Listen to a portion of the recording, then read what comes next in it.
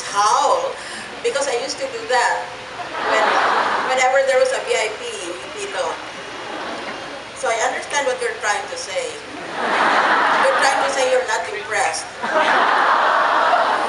Neither am I. Kaya nang aga-aga pa ako naglumpat sa katri ko, kaya makanto ko diri. Pero may masakit ako, isa na ako patuig na ginabulong dito sa Metro Manila. Galing nga siguro makanto ako sa abroad para lang magpabulong. Ako man gihapon, aga pa alas 5, nagbiyahe na ako. And you know that in Metro Manila, to travel in traffic is to risk your life. You never know whether you will reach your destination dead or alive. Plus, makasagupa mo kung ikaw nagmamaneho, maasahan mo makasagupa mo mga driver na may road rage, mga drug addict, mga sex addict. Yung pang isa nga halin sa Senado,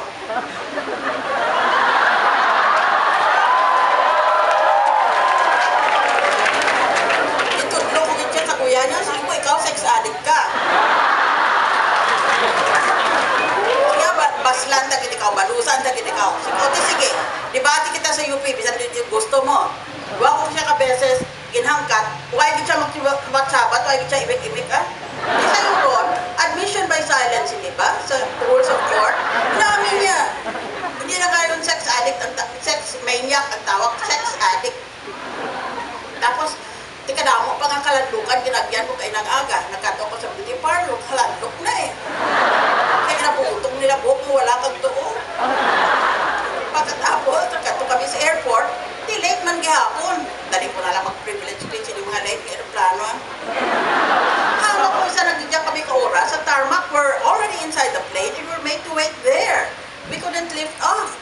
So, the hours slowly passed and we slowly turned into well-browned turkeys inside the airplane. Pero amon gihapon, nagkatugid ko dali yung pilit ko dyan. Kaya ko, tawag ko sa presidente sa Pilipinas, kung di ko gusto, hindi ko yan magkanto. So tawag ako sa Senado, kung di man niya gusto, hindi ko yan magkanto yan. Pero, bisan din ako, kabisan anong ginahimo ko, basta tawag ko na ko sa UP, dalagan ko na.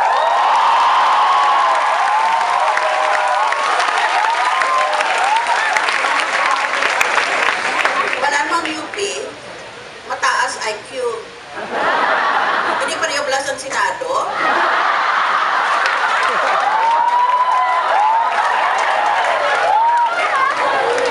Now let us turn to Tagalog. Use Obama in a sentence. Answer. If I am all alone, I am all by myself.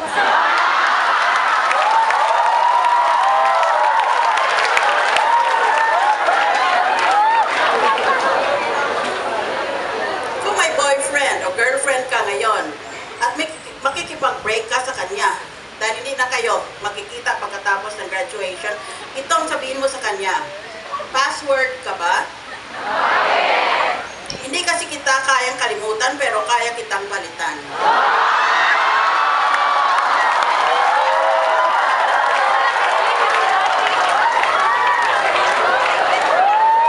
O kaya itong sabihin mo sa kanya, bachelor's degree ka ba? Kasi tapos na ako sa iyo.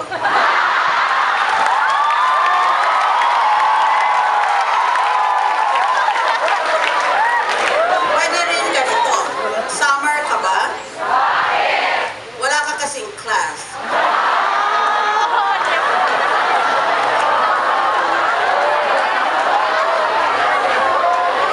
I don't think I was sent to UP by my parents at great expense that they could hardly afford, just so that they could tell you these kinds of jokes. Minsan, tinanong ng teacher ang kanyang mga estudyante kung anong gusto nilang maging paglaki nila. Sabi ni Pedro, gusto ko maging nurse para makatulong sa kapwa. Sabi ni Jose, ako gusto ko maging doktor para makapagamot ng kapwa. Sabi ni Kiko, ako mayor para mapagsilbihan ko ang kapwa ko. Sabi ni Maria, gusto ko maging president para mapaglingkuran ko ang aking kapwa. Sabi naman ni Juan Tamad, ako naman gusto kong maging kapwa.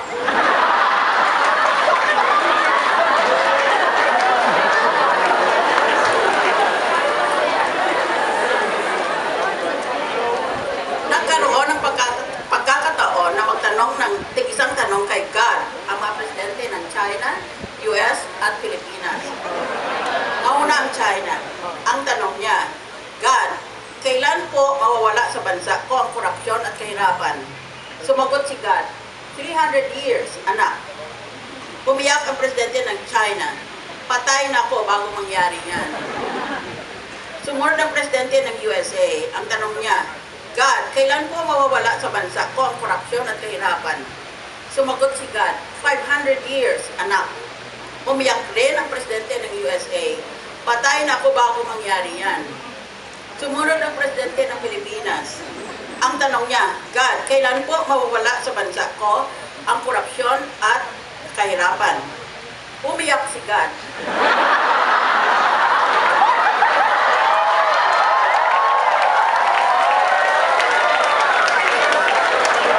Umiyak si God. Sabi niya, patay tayo po.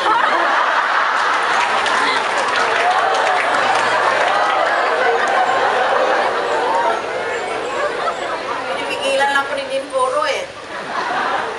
Kaya kailangan mag-English na ako ngayon. Today, as a fresh graduate, you find yourself in the prime of your life, young, beautiful, and a full-fledged member of the intellectual elite of Philippine society. Could you help me fix this microphone system, please? I cannot see my paper.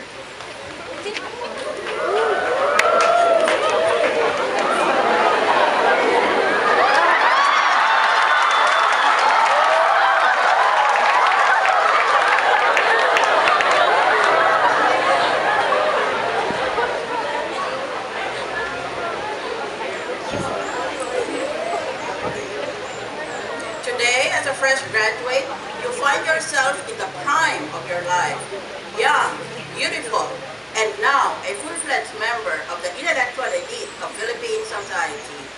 You will never be as young, as beautiful, or as intellectually stimulated as you are today. Therefore, grab life, grab it with both hands. Change the world, but first, change yourself. To help you on your life's journey, although suffering from chronic fatigue syndrome, I brought nearly 2 hours to share with you, as my fellow UP alumni, the lessons I've learned from life. Today, you feel immortal, para bang kaya mo ang lahat. At hindi mo na iniisip ang buhay, dahil masagana ang buhay para sa inyo, sa edad din yan. You cannot admit the possibility of any accident, or calamity, or tragedy that might mar your life. You cannot possibly contemplate an end to your life or to the lives of those whom you love. But I assure you, the devil never sleeps, and evil lurks on the way. And I promise you, middle age will come, and then old age will beckon. By that time, I will no longer be with you. So let me tell you about the lessons of life that life has taught me. For the sake of brevity, I will focus on 2 points: political life in a developing society, and the moral life in an extremely limited lifetime. The political sphere. No doubt, the Philippines suffers from an endemic culture of corruption. The problem is that the crooks have made a mockery of our Constitution.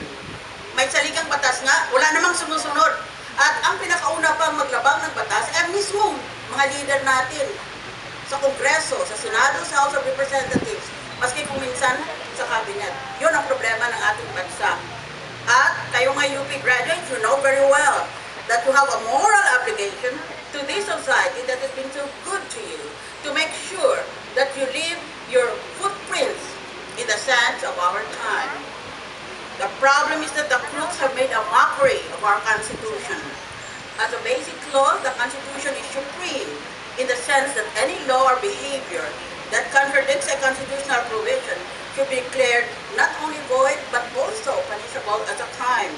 And yet, just as examples, look at the constitutional provisions on accountability of public officers. Hanggang ngayon, walang napakulong na mga nagnakaw ng pork barrel, 100 milyon. Sige pa rin sila. Look at the constitutional provision prohibiting political dynasties. yan eh, maliwanag yan sa ating constitution na constitutional dynasty shall be prohibited as may be provided by law. Andyan pa rin sila, lahat sila, mga kapatid, anak, o malapit na kamag-anak nang naging senador din o congressman din. Kaya anong demokrasya ang pinag-uusapan natin? We are ruled by not only by an oligarchy, we are ruled by a kleptocracy. These two provisions are blatantly disobeyed, and the perpetrators of the crime are no less than our elected leader. How did this come about? Paano tayo humantong dito? Let us start with the definition of terms. Corruption is the abuse of public role or resources for private benefit. Masyado bang komplikado yan? Siguro kung hindi ka taga-UP, hindi mo intindi. Yan siguro ang problema ko sa Senado. Kasi mukhang hindi nyo intindihan that corruption is the abuse of their roles as senators or of the resources at their command. Kaya ganun na lang pag nakaw nila ng pera sa gobyerno. Mga walang hiya. Corruption is the great evil of our time because it threatens the core democratic values of representation and of deliberation. I would take an approach to corruption that can be summarized in the trilogy of principal, agent, and client. Thus, corruption is a result of wrong interactions among top officials, functionaries, and members of the public. As I speak, our country is rocked by the pork barrel scam, punctuated so far by the Ombudsman's announcement that she has resolved to file in court criminal complaints for plunder against 3 senators and other players in the scandal. Tira mo yon, senador ka? Tapos ngayon pinag-aralan ang kaso mo dahil tunelada pala ang ebidensya at pagkatapos pinag-aralan ng grupo ng mga abogado sa Ombudsman, sabi niya talagang may kasalanan ka kaya dapat timanda ka sa Sandigan Bayan. Pero mga tinutukoy nila ang kakapal ng mga mukha. Sige pa rin sila, pinagtatanggol nilang sarili nila, pinupuri pa nilang kagwapuhan nila. The respondents are neither surprised nor ashamed of themselves. They are fighting back, and this time with a propaganda effort to distract the attention of the Filipino public from their heinous crime, and instead to develop a competing scandal involving other public officials and possibly involving the President of the Philippines himself. Ganon katapang maapog nitong mga ito. I've read many times that my enemies who are the crooks in government possess the, what I call, the epidermis of pachyderms. You really need intestinal fortitude to work in this kind of an atmosphere. Dapat yan, barila na lang kami o suntukan na lang kami. Dahil kung ang muling kong debate, ayaw naman eh. I trust that UP graduates, after 4 years of the most rigorous educational discipline in this country, will be able to exercise the famous UP students' power of analysis to see through the machinations of the crooks in government. Kaya kayo nangaan eh. Dahil talagang abnormal kayo. Mas mataas kayo sa normal, kaya abnormal din kayo. Yung mga kalaban ko nga sa abnormal yun.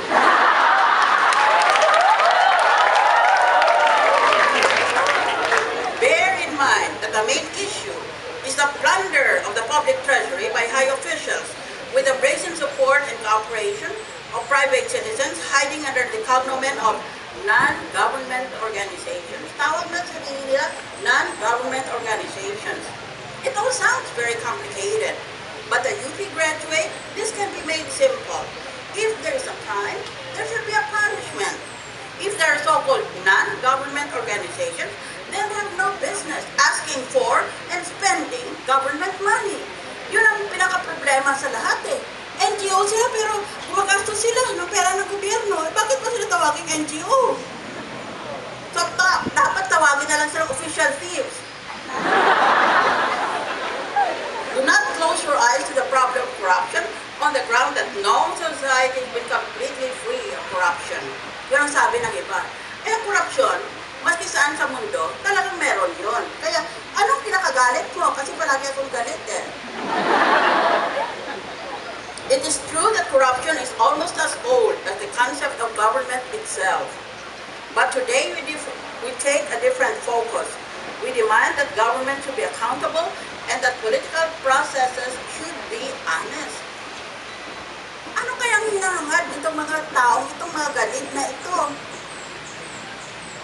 Kasi kanila na lahat eh.